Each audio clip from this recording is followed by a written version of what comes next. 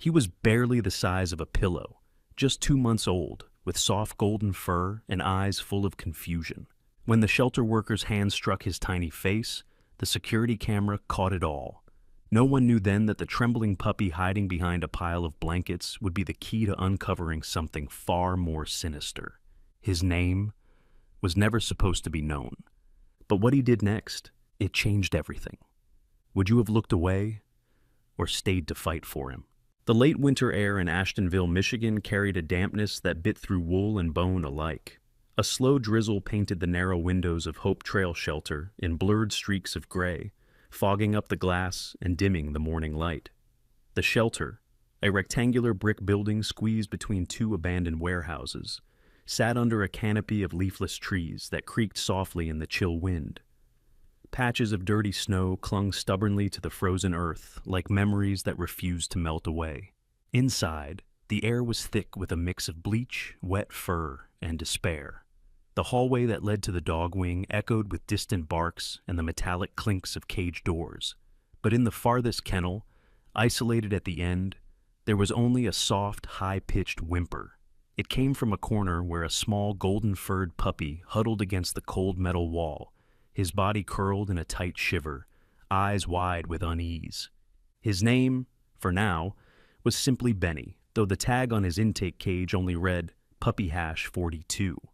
Benny was a 2-month-old golden retriever, barely the size of a kitchen loaf pan, with fur the color of pale straw and a faint white blaze running down his forehead. His ears flopped awkwardly to the side, and his eyes, deep, round, and unnervingly expressive, seemed far too old for his age. They carried the kind of weariness that didn't come from days, but from what had been done during them. No one knew where he'd come from. He had been left in a cardboard box behind the shelter the night before, damp and shaking. A faint trace of blood crusted along one paw. That morning, it was Reggie Loomis who had drawn the unenviable task of cleaning out the lower kennels, the ones with the recent intakes, the sick ones, or the too young to be adopted strays. Reggie was a man who didn't hide his irritation well. He was 30 years old, tall but round, his belly straining beneath the faded green uniform shirt issued by the city. His dark skin glistened with sweat despite the cold, and he moved with a heavy-footed gait that matched his general attitude, sluggish, resentful, and always 1 degree from snapping. He'd been working at the shelter just under 2 months and had already gained a reputation among the volunteers for being difficult. Raised in foster care, bounced between group homes, Reggie carried a chip on his shoulder that made him allergic to patience, and today he was out of it. He stood in front of Benny's kennel, his rubber gloves already stained with bits of straw and urine from the other cages. "Come on now," he muttered, opening the latch with a sharp click. "Let's go, Mutt. Out of the way." Benny didn't move, his tail curled tighter around his body, ears pressed back, eyes locked on Reggie like he was bracing for something. Reggie reached in, voice louder now. "I said move!" Still no motion, just a small sound, almost like a hiccup of fear. And that's when it happened. Reggie's arm jerked forward, his open palm landing square across the top of Benny's delicate head, with a thwack. The blow wasn't hard enough to draw blood, but it jolted the puppy's tiny body, knocking his snout into the kennel bars.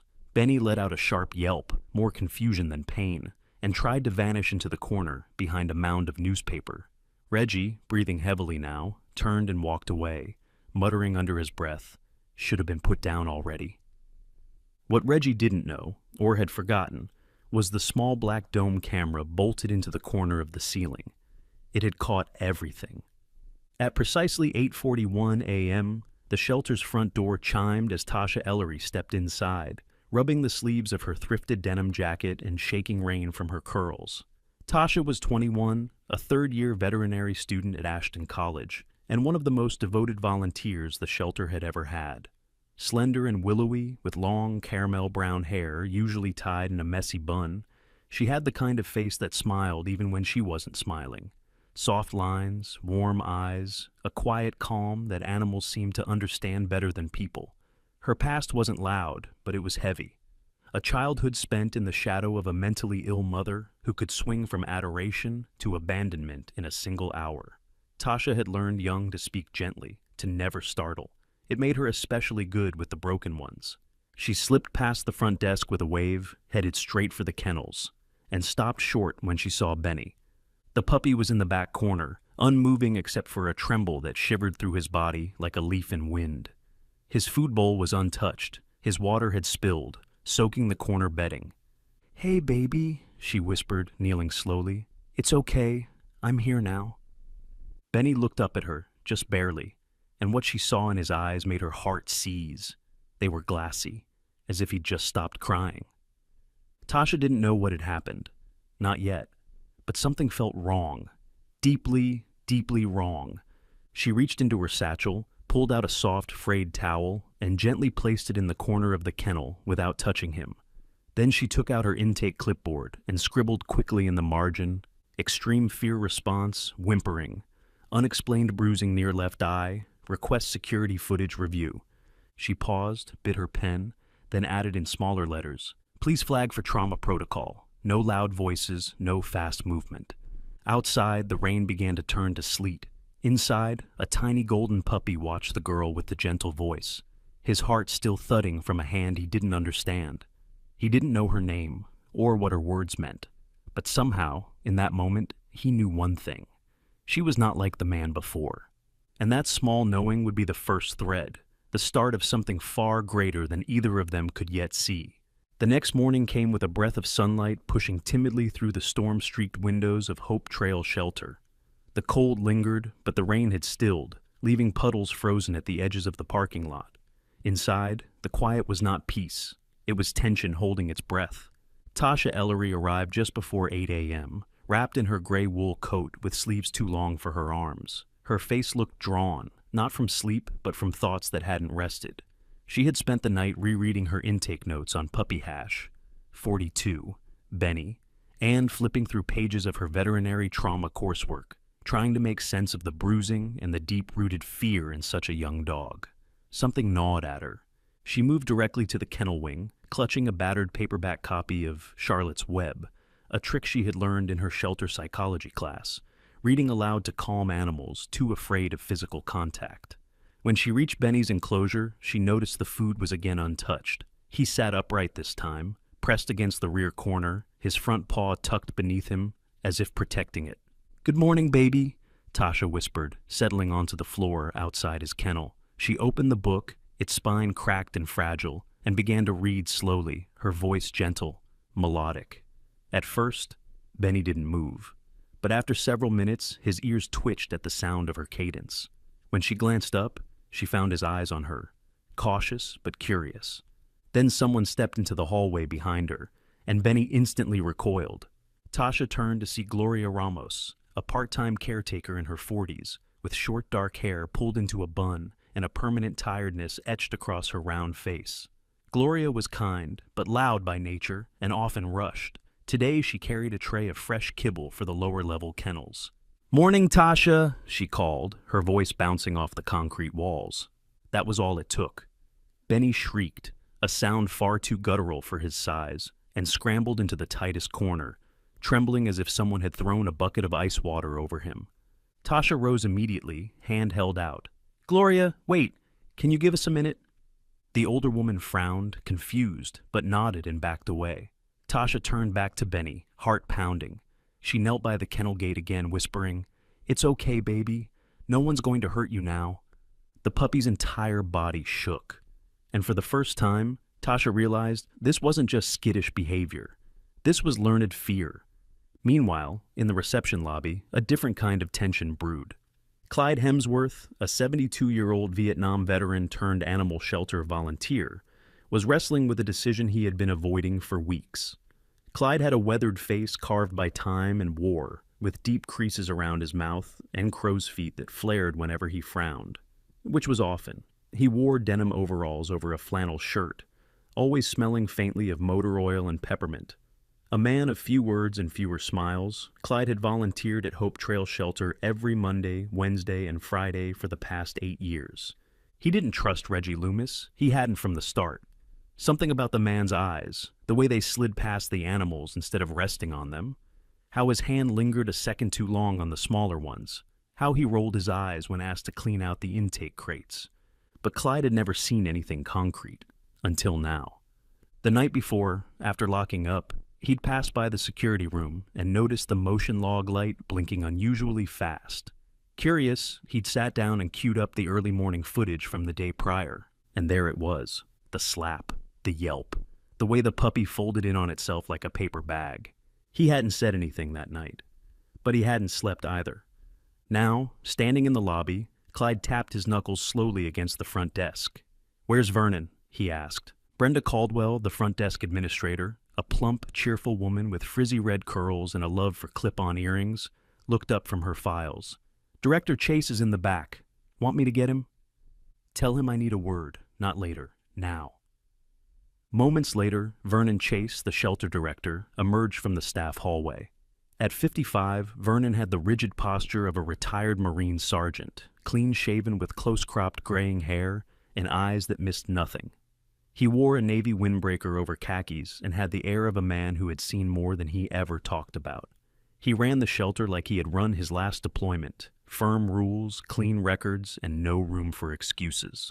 Clyde motioned silently for him to follow, and together they stepped into the dim surveillance room tucked behind the admin wing. Clyde reached for the playback controls and rewound the footage to 8:32 a.m., then pressed play. Vernon watched without speaking. When the slap came, his jaw clenched. At the yelp, his nostrils flared. And when Reggie exited the kennel without closing the door properly, Vernon reached out and paused the video. "I want every frame of this archived," he said coldly. "And I want Reggie off the floor by this afternoon." Clyde nodded. "I figured you'd say that. I'll handle the paperwork, but this doesn't stop here," Vernon continued, arms folded. "I want eyes on every kennel he's touched the past month. Any animal showing trauma signs, I want vet exams ordered." Clyde didn't smile, but his shoulders relaxed slightly. "I'll start pulling files."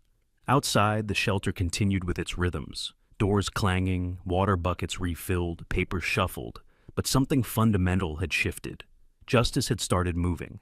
Back in the dog wing, Tasha was still reading when Vernon approached. She glanced up as he arrived and caught the tightness in his expression. "Is this the puppy?" he asked. Tasha nodded. I don't know. Something's not right. He flinches when people raise their voice. When you move too fast, he screams.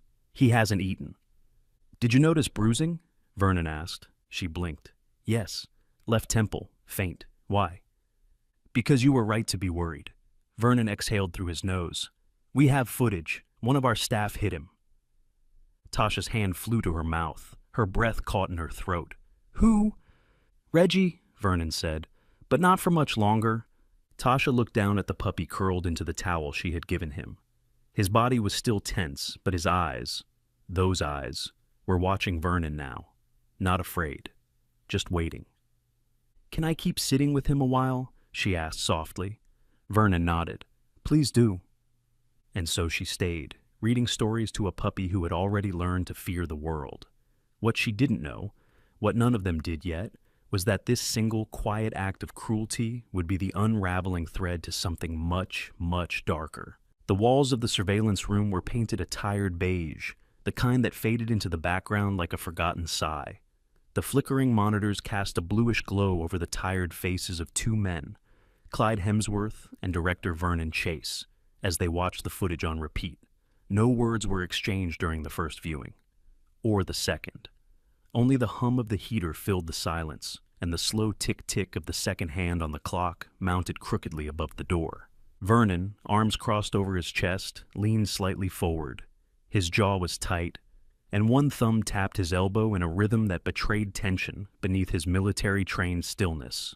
"Rewind to 7:56, he said, his voice gravelly.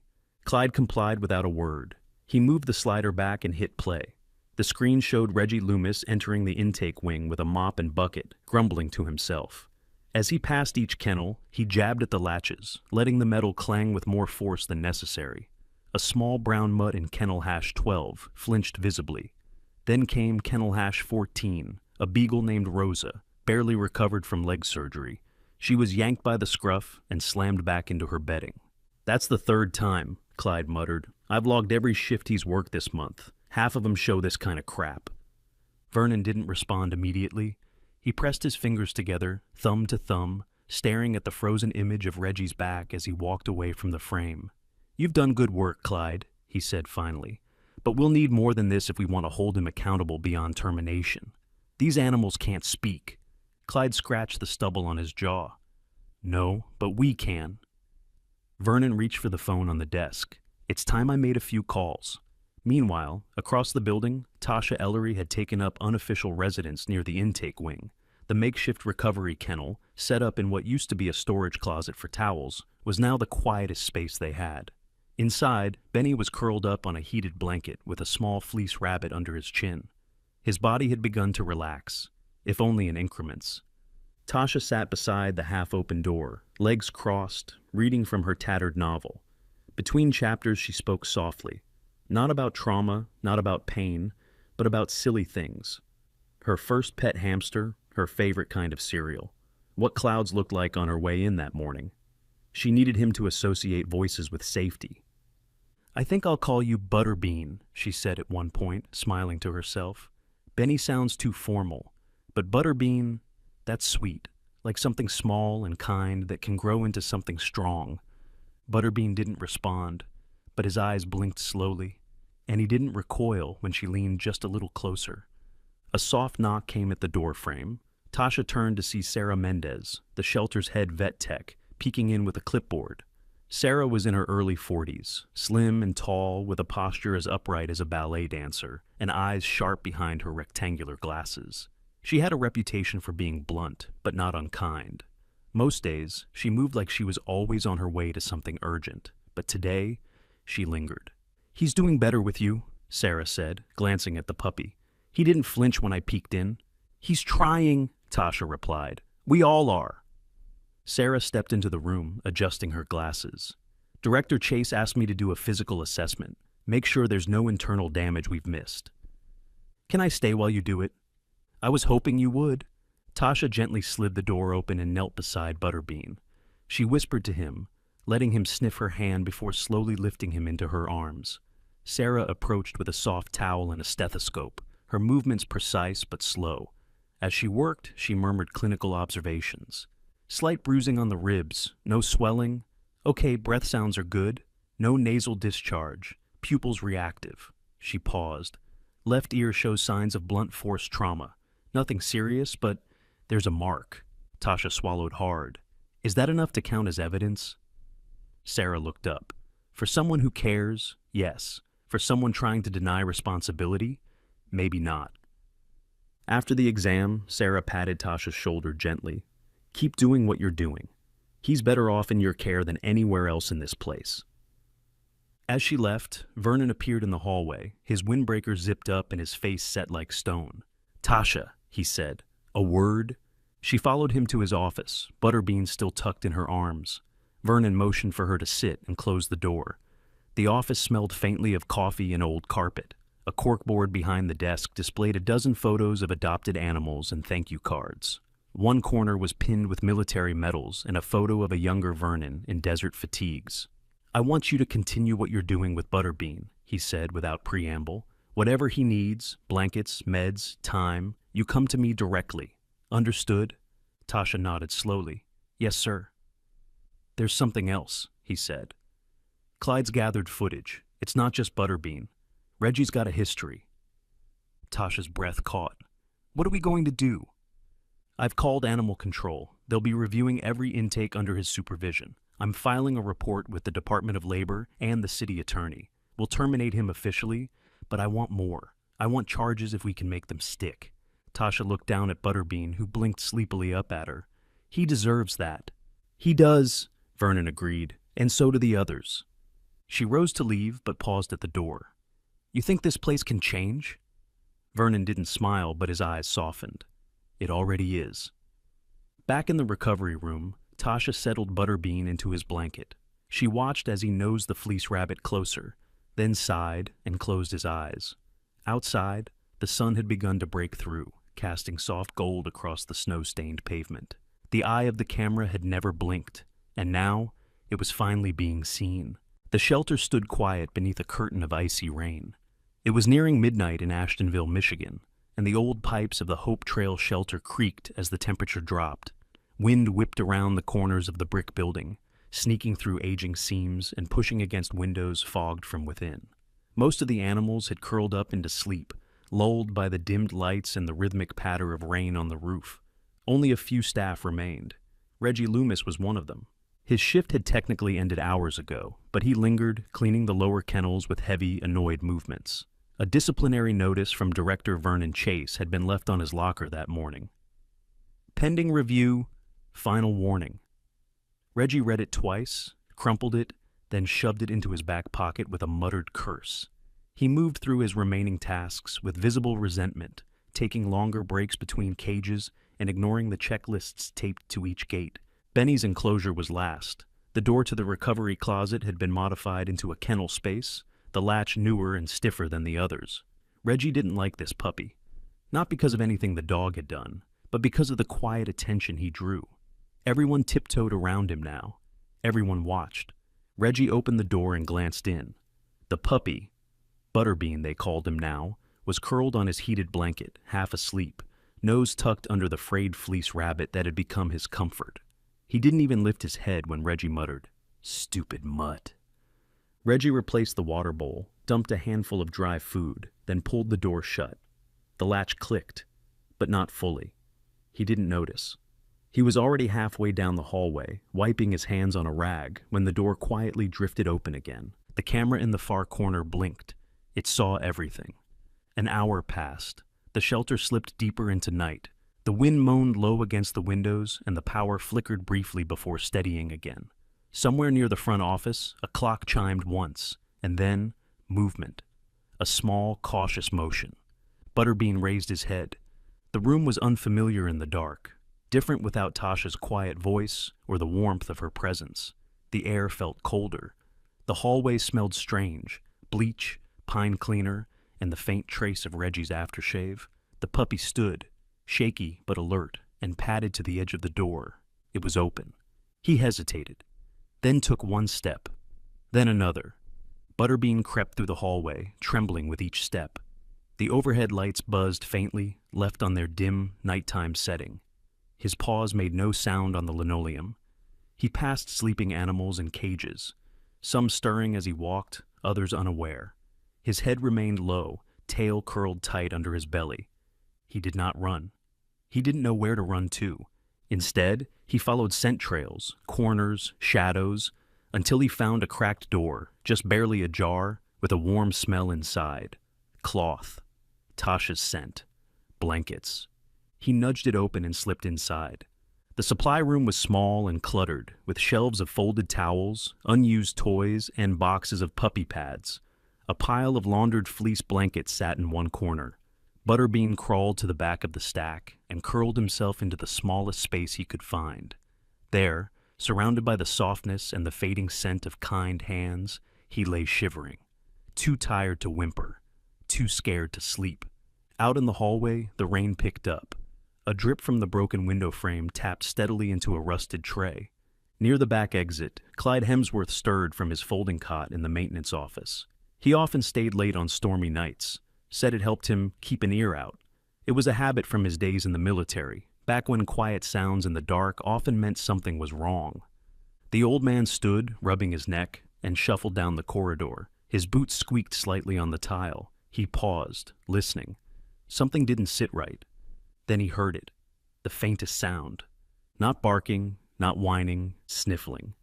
Clyde's brow furrowed. He followed the sound toward the supply closet, flipping on the hallway light. The door was open an inch. Not right. He nudged it gently. Inside, the room smelled of wet fabric and dust. He scanned the shelves, and then saw it. Two golden eyes peering out from beneath a blanket pile. A quivering body, curled tight in a ball. "Aw, hell," Clyde whispered. He crouched slowly, carefully. "Hey now, Butterbean, right? What you doing all the way out here, little guy?" Butterbean didn't move, but he didn't bolt either. Clyde stayed low, kept his voice steady. "You picked a good spot. Warm, quiet, smart little fella." He didn't reach in, just sat, letting his presence settle in the room. A minute passed, then two. Finally, Butterbean shifted just slightly. His nose peeked out, then the tip of one paw. "Attaboy," Clyde said softly.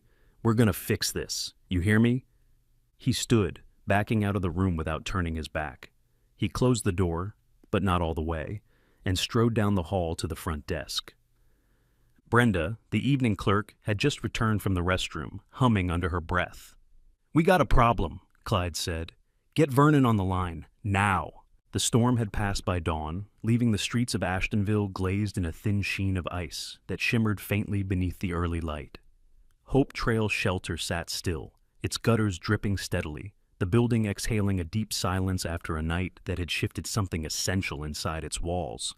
Tasha Ellery stood just beyond the supply closet door, her jacket half-zipped, curls still damp from the sleet that had greeted her as she sprinted from the parking lot. She had received the call from Clyde at 2:47 a.m., and now, just hours later, she was here, heart pounding, fingers trembling as she peeked inside. There he was, Butterbean, nestled in a bundle of blankets like a frightened whisper. His golden coat, usually fluffy, was damp at the edges, and his ears twitched at the sound of her voice even though she hadn't spoken yet.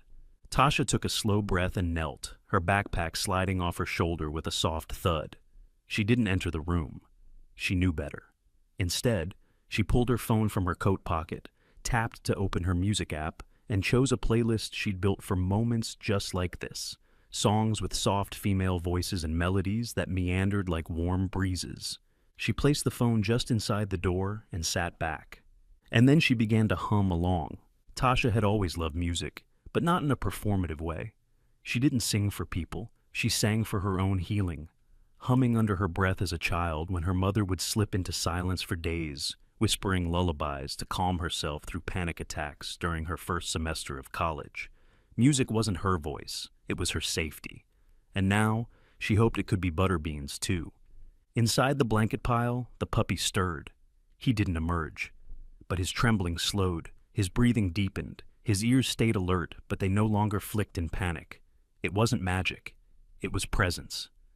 Hours passed. Tasha didn't move, except to occasionally change the song or sip from the thermos of lukewarm tea Brenda had brought her. Brenda had peeked in only once, eyes wide and glossy, whispering, "I don't know how you do it," before returning to the front desk. Around noon, Director Vernon Chase appeared in the hallway, his expression unreadable. His jacket was off, shirt sleeves rolled, and a thick folder of paperwork tucked under his arm. Tasha glanced at him. "He hasn't come out, but he's calmer." "You staying?" She nodded. "As long as he needs me." Vernon studied her for a beat, then looked into the dim room where the puppy remained hidden. "I've got an idea," he said finally. "If you're serious about staying, I want to authorize temporary foster status. Unofficially. You'll stay on site, have access to the med room, bring meals here. He doesn't leave your side." Tasha blinked. "Are you sure?" "I've been reviewing intake logs all morning," he replied, tapping the file in his hand. "Something's not right." He motioned for her to follow. She stood slowly, stretching her legs, and left the phone playing softly by the door before trailing Vernon to his office. Inside, the room was cluttered with folders, highlighters, and a whiteboard now half covered in red marker notations. Vernon dropped the folder onto the desk and flipped it open. "Look at this," he said, pointing to a printed intake form. "Kennel hash 16, pit mix, female. Brought in February 4th. No chip, no collar, no ID, but..." He pulled out a second page. That same dog, same scars, same coat pattern, was scanned and identified as belonging to a woman named Melissa Grant. She reported the dog stolen in January. Tasha leaned in. "You think someone's bringing in stolen dogs and logging them as strays?" "I think it's possible," Vernon said grimly. "And this isn't the only one. I've got 4 files now that show intake details altered or missing. All of them entered during Reggie's shifts, all with intake numbers that don't match the automated log times." "Why would he do that?" she asked, shaken. "I don't know, but I'm going to find out." He handed her a smaller folder. "In the meantime, Butterbean's care is officially under your supervision. You have shelter authority to keep him in private quarters until further notice." Tasha took the file with a nod, her throat tight. "Thank you." That evening, she returned to the closet room now rebranded, on a post-it note by the door, as Butterbean's Den.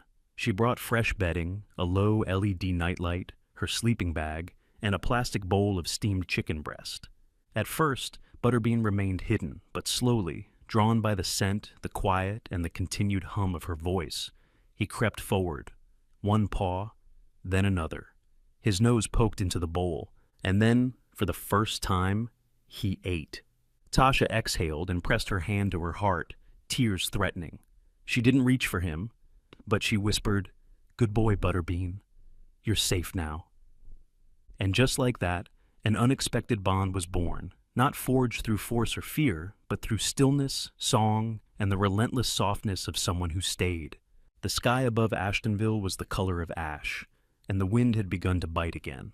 A new cold front rolled in as if nature itself were bracing for a revelation. Inside Hope Trail Shelter, however, warmth pulsed from the small room labeled Butterbean's Den, where a girl and a puppy had started to rewrite the language of trust. Tasha Ellery sat cross-legged on the sleeping mat beside Butterbean, gently brushing his fur with a soft silicone mitt. The puppy had begun to accept touch in small doses, and today, 4 strokes in, he hadn't flinched. His eyes still held wariness, but there was something new in them. Something tentative but unmistakable. Recognition. Tasha had been organizing digital files on her laptop, updating medical logs, and filing behavior observations when she opened a browser tab to the city's public animal control site. It was part routine, part curiosity. She often checked the Lost and Found bulletin, just in case any of their current dogs had a matching report. Most of the time, it yielded nothing but poorly lit phone pics and vague descriptions. But today was different. Halfway down the list, her scrolling slowed. She leaned forward. The image was slightly blurry.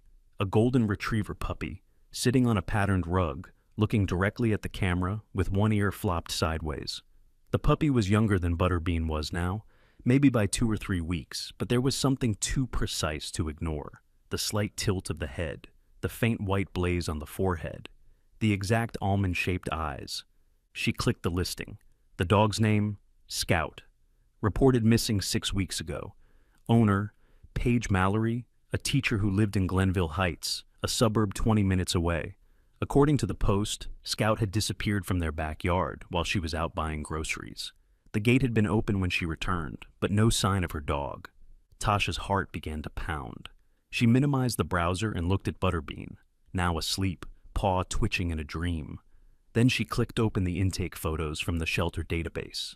The puppy they had labeled as Puppy-42 had been entered with no chip, no collar, and listed as found on 4th Street near the loading dock. The description matched, but the story didn't feel right anymore. She called Vernon. He picked up after 2 rings. "Chase." "It's Butterbean," she said. "I think he might not be who we think he is."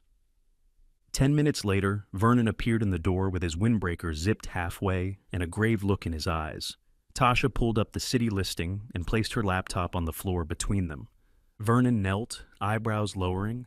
"Scout," he read aloud, "reported missing 4 days before Reggie's first intake shift."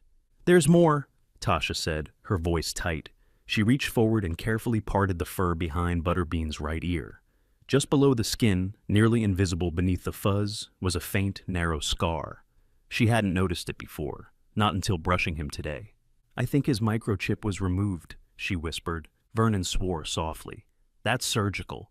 We need confirmation," Tasha added, "from someone who knows how to verify this kind of thing. I know just the person." That afternoon, Detective Roland Pierce arrived at the shelter. He was in his early 40s, square-jawed with flecks of gray in his stubble, and a long black coat that flapped behind him like it belonged to another decade. He had the look of someone who was always watching 2 conversations at once and rarely blinked.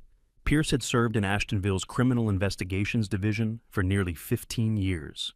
Known for his skepticism and his dry, surgical manner, he wasn't someone who rushed to conclusions. But once he locked in, he didn't let go. He'd worked animal trafficking cases before, though rarely had they involved microchip removals and falsified shelter intakes.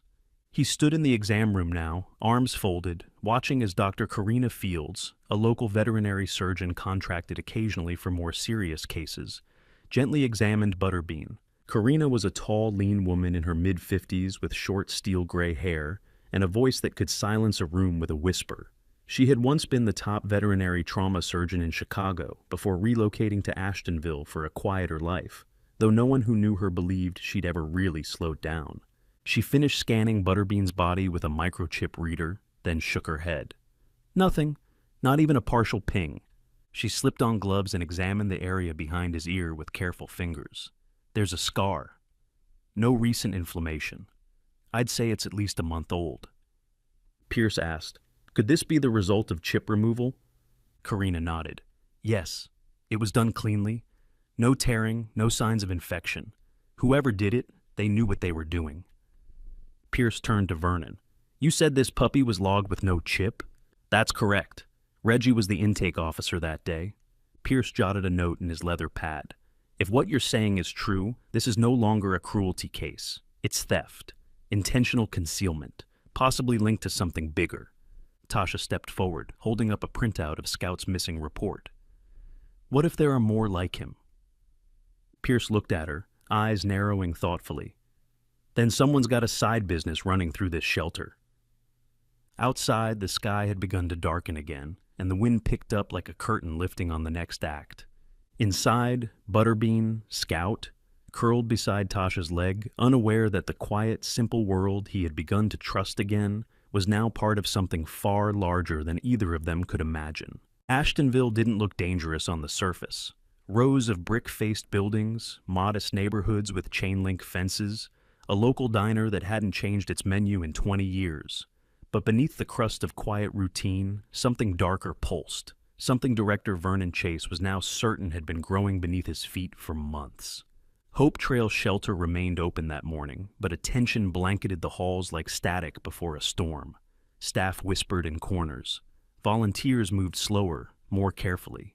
Butterbean, still curled up in his newly fortified den, with Tasha nearby, seemed to sense the shift too. His eyes tracked the movement in the hallway more than usual. Trust was still fragile, but it was there, flickering, waiting. In the main office, Vernon sat with Detective Roland Pierce, files spread between them, each marked with red stickers and initials, intake forms, health records, chip scans, and timestamps from the shelter's internal log system. The details formed a web that had taken shape quietly, methodically, and with enough deliberateness that it was no longer a question of if something illegal had occurred, but how far it reached. Pierce leaned forward, tapping the edge of a printout with a pen. All 6 dogs were entered without microchips, he said, but veterinary photos from their owners, before they went missing, match unique scars, coloring, or eye patterns. That's not coincidence. That's a system. Vernon rubbed his temple, his jaw tense. You think Reggie was running this alone? Pierce's expression hardened. Not a chance. 2 hours later, Reggie Loomis was in handcuffs. The arrest took place behind the shelter, near the dumpsters, where Reggie had been taking a cigarette break in the slanted shadow of a leaning fence. He didn't run, just looked at the badge, then at Pierce, and smirked like he'd been expecting it all along. About time, he muttered. Pierce didn't reply. He only read Reggie his rights, placed him in the back seat of the cruiser, and handed Vernon a nod before driving off into the gray morning. At the Ashtonville Police Department, Reggie sat in interview room 3, chewing the inside of his cheek while Pierce and another officer, Detective Yvonne Ellis, a soft-spoken woman in her 30s with tight curls and sharp, restless eyes, prepared their notes. Ellis had a background in financial crimes, but had recently transferred into organized crime after a long case involving forged vet documents in another county. She had a talent for spotting patterns, especially when people thought no one was watching. Pierce clicked the recorder. Let's talk about Scout, he said, laying a photo of Butterbean on the metal table, also known as Butterbean. Also known as Puppy Hash, 42 in your files. Reggie leaned back in the chair, expression unreadable. Never seen him before in my life. Pierce raised an eyebrow. You signed his intake. Could have been a busy day, Ellis cut in. You also signed intake for 4 other animals that week, all now tied to prior ownership reports and all missing microchips. Want to try again? Reggie shrugged. Not my problem if the scanner's busted. Your phone was seized during booking, Pierce said, and we already pulled the data. That got Reggie's attention. His eyes narrowed. Let me guess. Group text with shelter staff? He offered, half a grin. No, Ellis replied, pulling out a printed chat log. Encrypted messages to a number registered to a man named Lucas Vano, alias Luke V. Ring a bell? Reggie's mouth twitched. Never heard of him. Pierce leaned in. He's a known associate in a cross-state animal laundering ring. You know what they do with unchipped dogs? They sell them. Sometimes for fighting, sometimes for breeding, and if they're lucky, for training others to attack. Reggie scoffed. That's your big theory? Ellis placed another document on the table. Funny. This is a receipt. You bought a handheld microchip scanner off an auction site 3 months ago, the same week Scout went missing. Silence fell. Then, Reggie exhaled. Look, I clean kennels, that's all. People drop dogs. I write them up. You removed a chip, Pierce said flatly. That's not kennel work. I never laid a hand on that mutt, Reggie snapped, the first break in his voice. Ellis remained still. You didn't have to. You just had to hand him off. Pierce sat back. You're the tip of this, maybe the grunt. But we're not stopping with you. For the next hour, Reggie said nothing.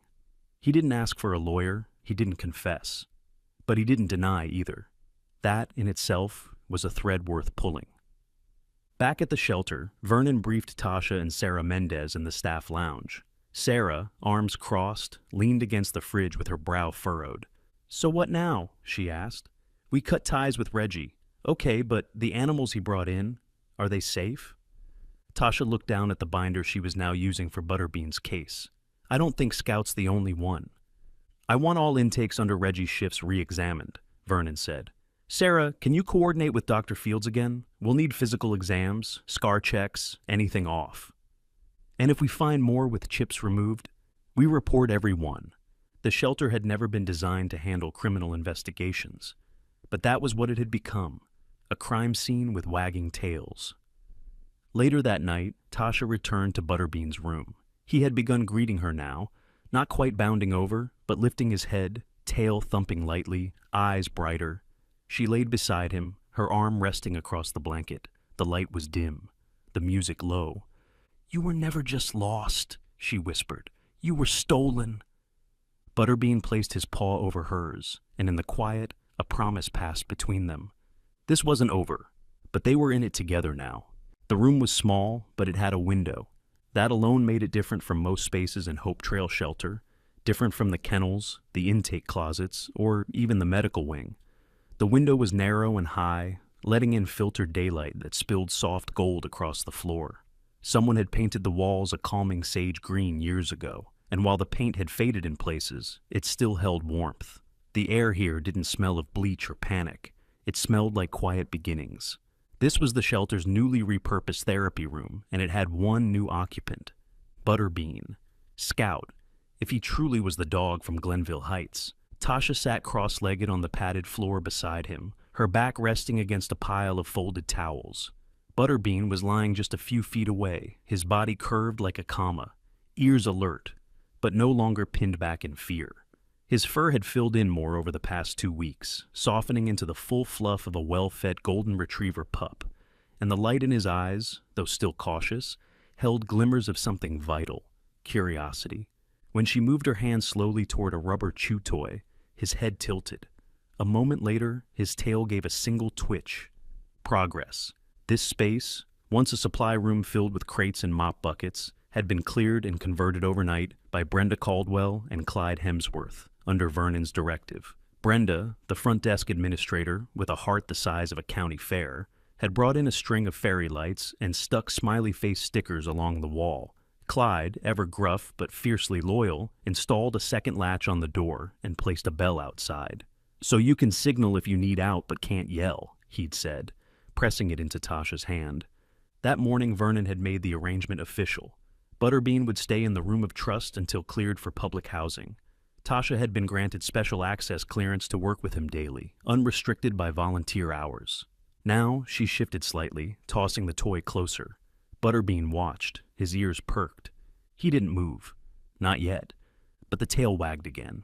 In the conference room near the shelter's main office, Vernon Chase stood at the head of the table, looking out over the tight cluster of staff and senior volunteers. His voice, when it came, was calm, deliberate. This shelter was built to protect animals, he began. Somewhere along the line, it stopped doing that. Around him sat Sarah Mendez, arms folded and eyes sharp behind her glasses. Beside her was Clyde, leaning heavily on his forearms, his fingers still smeared with grease from morning kennel repairs. Brenda had a notepad in her lap filled with doodles, but her eyes never left Vernon's. Also present was Lauren Ngata, a newly hired operations coordinator who had started just 2 days earlier. She was in her late 20s, tall and composed with dark curly hair pulled into a low bun. Her resume included time at a trauma-focused shelter in Portland, where she'd helped develop behavioral rehabilitation protocols for abused animals. Vernon had fast-tracked her hiring after reading her interview notes, calling her exactly the kind of fire this place needs. "We can't afford shadows anymore," Vernon continued, "which means from this point on, all shelter areas will have 24-hour camera coverage, every kennel, every intake corridor, every employee entrance." There was a murmur. Sarah raised a hand. "We're not just monitoring the animals then. We're monitoring ourselves."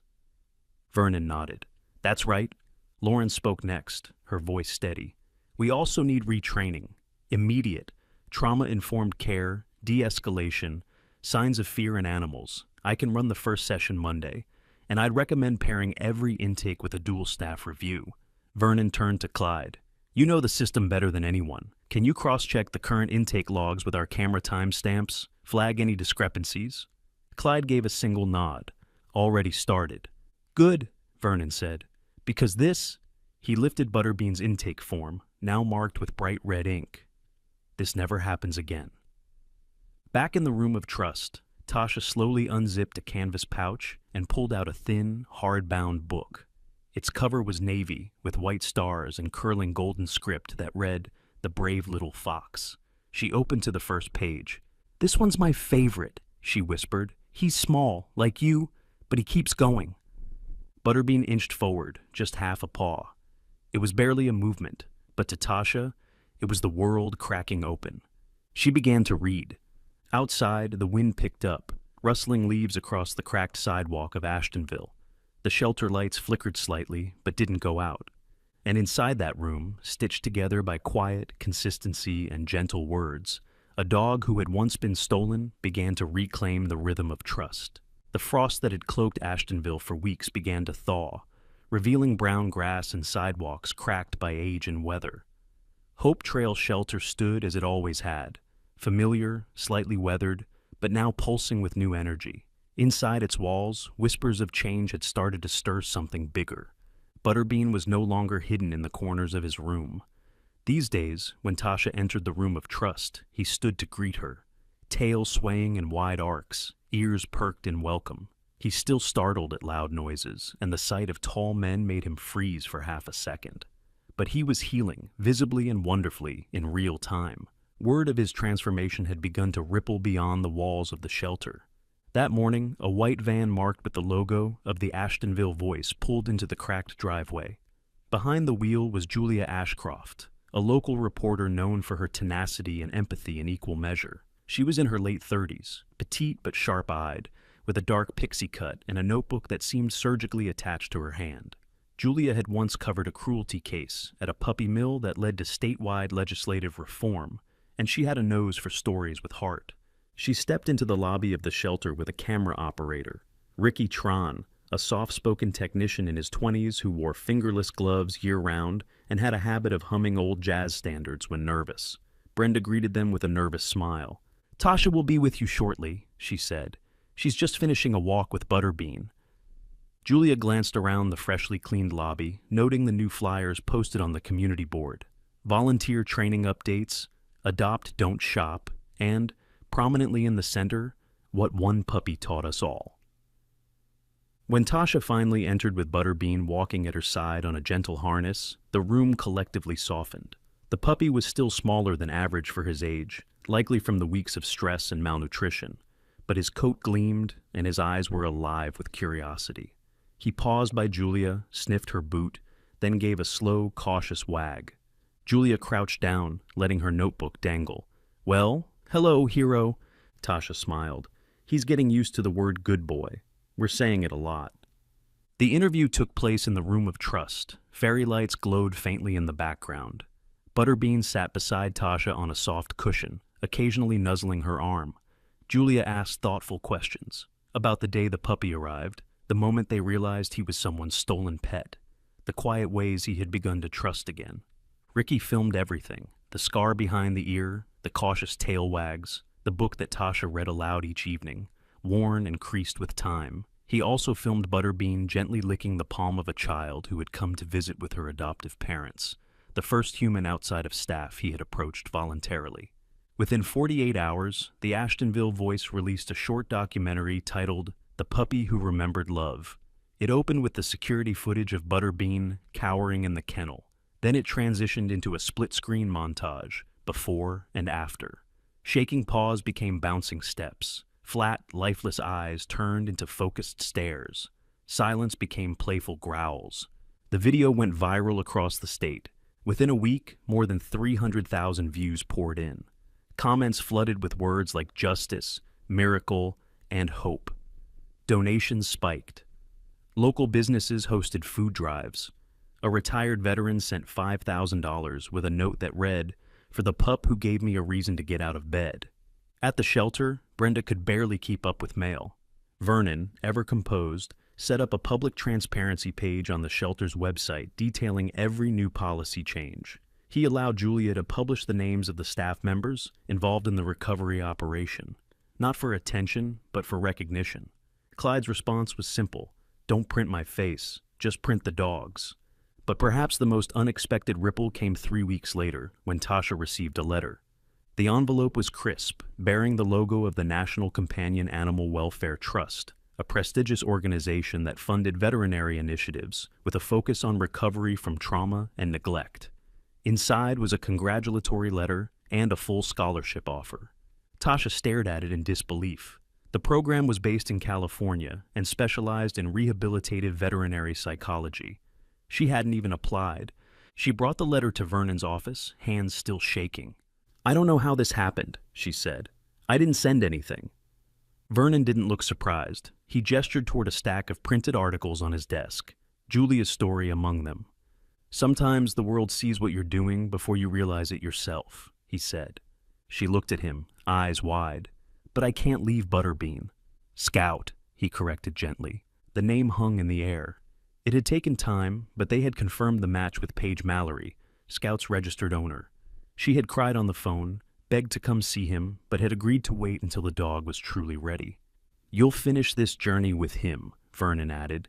"Then you'll keep going, like you always do." Later that night, Tasha sat on the floor of the room of trust, the scholarship letter folded in her lap. Scout rested his head on her thigh, breathing evenly. His tail gave a soft thump-thump with each stroke of her hand down his back. "We're gonna finish this together," she whispered. "Then I'll go learn how to help 100 more just like you." Scout blinked up at her, then yawned and nuzzled closer. Outside, the moon hung low and full above the shelter roof. Inside, the bond between a girl and a dog, born of injury, silence, and patience, had become something powerful enough to move strangers, change laws, and set a young woman's life on a new path. 6 months had passed since the storm, not the literal one that swept snow through Ashtonville's narrow streets, but the one that had shaken the bones of Hope Trail Shelter, exposing what had been hidden, breaking what had needed breaking, and planting the first seeds of something new. It was spring now. Pale blossoms bloomed along the fence line. The grass had returned, patchy but determined, and in the courtyard where volunteers once avoided lingering, there now stood a new sign in brushed bronze. It read, "The Soul of Hope Trail, Scout, from Hurt to Healer." Scout stood just beneath it, tail wagging in slow arcs, as a new dog was gently led through the gate, a trembling spaniel, recently rescued, fur still clumped with neglect. The dog froze, ears flat, eyes wide. Scout didn't rush. He simply lowered himself to the grass, resting on his belly, head tilted slightly, gaze soft and steady. The spaniel watched him, sniffed the air, then, slowly, padded forward. They touched noses. From the observation bench nearby, Tasha Ellery watched with a hand over her chest. She never got used to it, that moment of breakthrough, that quiet, sacred exchange. But she had learned not to interrupt. Scout always knew what to do. She still wore her Hope Trail ID badge, now clipped to a clean slate gray vest embroidered with the words Interim Director. Vernon had left it in her locker on his last day, accompanied by a simple note: it was always going to be yours. The retirement ceremony had been small, just staff, volunteers, and a few longtime adopters. Vernon had worn a collared shirt for the first time anyone could remember. He had spoken only briefly, as was his way, then handed Tasha a ring of keys and quietly stepped into the wind. Sarah had clapped him on the back as he passed. Brenda cried through the whole thing. Now, the shelter ran like a different kind of machine, still imperfect, still evolving, but honest. Tasha had implemented all of Lauren and Gada's reform ideas: full staff retraining, daily behavior checklists, and the quiet zone, where traumatized dogs were never kenneled near loud barkers. Clyde had converted the former storage wing into a real therapy center, complete with soundproofing and sun lamps. And the room of trust? It had tripled in size, and Scout was its permanent resident. He was no longer afraid of men, though he still took his time with new volunteers. He had grown into a lean, muscular young retriever, his golden coat sleek and almost regal now. But it was his eyes that stopped people. Deep, amber brown, ancient in a way only survivors carry. His presence calmed new arrivals before anyone spoke. No barking, no growling, just stillness and an unspoken promise: you're safe now. The shelter had even launched a new initiative, Healing Companions, a pilot program matching therapy-trained dogs with long-term abuse survivors. Scout had become the face of it, appearing on posters, local news features, and even a short film for veterinary schools. But his days remained simple. He didn't care about cameras or titles. He cared about the spaniels, the pit mixes, the chihuahuas that came through the gate like shadows and learned to be solid again. Tasha had delayed her scholarship, writing to the Companion Animal Welfare Trust to request a deferral. They agreed immediately after watching footage of Scout comforting a blind rescue pup in his first week at the shelter. "There's no classroom in the world that could teach what you're doing now," the board chair had written back.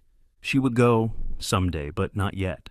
That afternoon, as the sun crept toward late golden hours, a group of middle schoolers from the Ashtonville Junior Animal Advocates arrived for a tour. Brenda, now head of community outreach, met them at the gate with brochures and gummy bear-shaped treats. Scout greeted each of them with a calm wag, sitting patiently as small hands reached to pet his fur. One boy, tall and quiet with a nervous slouch, hung back until the end. Tasha noticed. She walked over slowly. "His name's Scout," she said gently. "He used to be afraid of everything, but not anymore." The boy knelt, extending a trembling hand. Scout approached and rested his chin against the boy's palm. The boy smiled, small, but real. "He's like me," he whispered. Tasha nodded. "He's like all of us, just needed time." Later that night, when the shelter grew quiet and most of the staff had gone home, Tasha walked Scout through the back courtyard. The stars were just beginning to prick through the velvet sky. A breeze stirred the banner that still hung from the eaves: hope, trust, healing, one dog at a time. She sat on the bench beneath the bronze plaque and looked down at Scout, now lying at her feet. "Do you remember the room with no windows?" she asked softly. Scout raised his head. "Do you remember the day you walked out on your own?" His tail thumped once. "You healed us all, you know," she said. And for just a moment, he pressed his forehead gently into her knee, then settled back down, watching the gate like a sentinel, ready to greet whoever might need him next. Sometimes, healing begins not with grand gestures, but in quiet rooms filled with patience. Scout's journey, from being abandoned, injured, and silenced, to becoming a source of peace for others, reminds us that no life is too broken for redemption. In a world so full of cruelty, perhaps the greatest miracle is simply someone who stays, someone who whispers, "You are safe now," and means it. Maybe it wasn't just kindness that saved him. Maybe it was something more, something divine. Because when we choose compassion, when we stand up for the voiceless, perhaps we are acting through the hands of God Himself. And perhaps, in every creature saved, there is a little piece of heaven whispering, "Well done, my child." If you believe that every soul, no matter how small, deserves love, justice, and a second chance, share this story. Comment Amen if you believe miracles still happen and that even the most wounded hearts can heal. May God bless every viewer who watches this. And may he guide your heart toward compassion, not just today, but always. Don't forget to like, share, and subscribe for more stories of hope and healing.